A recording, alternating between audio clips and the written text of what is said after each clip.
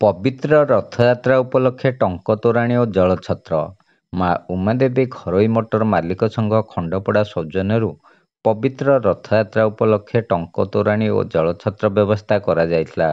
ମା ଉମାଦେବୀ ଘରୋଇ ମୋଟର ମାଲିକ ସଂଘର ସଭାପତି ଚିତ୍ତରଞ୍ଜନ ମିଶ୍ରଙ୍କ ପ୍ରତ୍ୟକ୍ଷ ତତ୍ତ୍ୱାବଧାନରେ ଆୟୋଜିତ ଏହି କାର୍ଯ୍ୟକ୍ରମରେ ଖଣ୍ଡପଡ଼ା ଏନ୍ଏସି କାର୍ଯ୍ୟନିର୍ବାହୀ ଅଧିକାରୀ ଅଭିଷେକ ମିଶ୍ର ରିବନ କାଟି ଶୁଭାରମ୍ଭ କରିଥିଲେ। ପ୍ରକାଶ ଥାଉ କି ଏହି କାର୍ଯ୍ୟକ୍ରମ ପୂର୍ବ ବର୍ଷ ଠାରୁ ଆରମ୍ଭ ହୋଇଛି। ତେବେ ଏହି ବର୍ଷ ଥଣ୍ଡା ପାଣି ସହିତ ଟଙ୍କ ତୋରାଣିର ବ୍ୟବସ୍ଥା କରାଯାଇଥିବା ଜଣାଯାଇଛି। ଏହି କାର୍ଯ୍ୟକ୍ରମର ଶୁଭାରମ୍ଭ ଅବସରରେ ଏନ୍ଏସି କର୍ମଚାରୀ, ସାମ୍ବାଦିକ, ମା ଉମାଦେବୀ ଘରୋଇ ମୋଟର ମାଲିକ ସଂଘର ସଦସ୍ୟ ଏବଂ ରଥଯାତ୍ରା କମିଟିର ସଭ୍ୟମାନେ ଉପସ୍ଥିତ ଥିଲେ। ଏକ ପିକଅପ୍ ଭ୍ୟାନରେ ଟଙ୍କ ତୋରାଣି ଓ ଜଳ ଧରି ରଥଟଣା ସମୟରେ ସମସ୍ତ ଭକ୍ତଙ୍କୁ ଯୋଗାଇ ଦିଆଯାଇଥିଲା।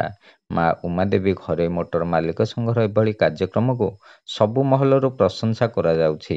ରଥଯାତ୍ରା ଉପଲକ୍ଷେ ଘରୋଇ ମୋଟର ମାଲିକ ସଂଘ ଖଣ୍ଡପଡ଼ା ତରଫରୁ ଯେଉଁ ଟଙ୍କ ତୋରାଣି ଆଉ ଜଳଛତ୍ର ବ୍ୟବସ୍ଥା କରାଯାଏ ଗୋଟେ ନିଆରା ପ୍ରୟାସ। ଖଣ୍ଡପଡ଼ା ଜନସାଧାରଣମାନଙ୍କୁ ଏହି ଗୁଳୁମୁଳି ପାଗରେ ଜଳଛତ୍ର ପାଣି ସହିତ ଦହିପଣା ଦେବା ଏଇଟା ଗୋଟେ ନିଆରା ପ୍ରୟାସ। ମୁଁ ଧନ୍ୟବାଦ ଦେବି ଆମର ଚେତନାବାବୁଙ୍କୁ, ଘରୋଇ ବସ୍ ମାଲିକ ଆସୋସିଏସନ୍ ସଭାପତିଙ୍କୁ ଧନ୍ୟବାଦ ଦେବି। ଭଲ କାମ ହେଉଛି। ଜୟ ଜଗନ୍ନାଥ। ମା ଉମାଦେବୀ ଘରୋଇ ମୋଟର ମାଲିକ ସଂଘର ସଭାପତି ଚିତ୍ତରଞ୍ଜନ ମିଶ୍ର। ଆମେ ଗତ ବର୍ଷଠୁ ଏଇଟା ଆରମ୍ଭ କରିଥିଲୁ ଏବଂ ଏ ବର୍ଷ ଆହୁରି ଉନ୍ନତ ଧରଣ କରିବା ପାଇଁ ବିଧାୟକ ଆମକୁ ପ୍ରୋତ୍ସାହନ ଦେଇଥିଲେ ଏବଂ ବିଧାୟକଙ୍କର ଆବସେଣ୍ଟରେ ଆଜି ହେଇଛି ଜିନିଷଟା।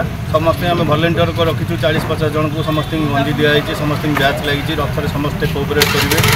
ଟଙ୍କ ତୋରାଣିଟା ଗୋଟେ ଆଜି ନିଆରା ହେଇଛି। ଆମର ସାମ୍ବାଦିକ ବନ୍ଧୁ ଜଣେ ଆମର ବିନୋଦ ବାବୁ, ସେ ତାଙ୍କ ପୁରୀ ତାଙ୍କ ଶ୍ୱଶୁରଙ୍କଠୁ ଶିକ୍ଷା ପାଇକି ଆଜି କରିଛନ୍ତି ଟଙ୍କ ତୋରାଣି। ବହୁତ ବଢ଼ିଆ ହେଇଛି ଆଜି। ଆମେ ଯେତିକି ସମସ୍ତଙ୍କଠୁ ମତାମତ ନେଉଛୁ ବଢ଼ିଆ ହେଇଛି ଏବଂ ଥଣ୍ଡା ପାଣି ପୁରା ରଥ ସାଙ୍ଗରେ ଆମ ଗାଡ଼ି ରହିବ। ଭ୍ୟାନ୍ କରୁଛୁ ଆମେ, ଭ୍ୟାନ୍ରେ ଲୋକଙ୍କ ସେବାରେ ରହିବ।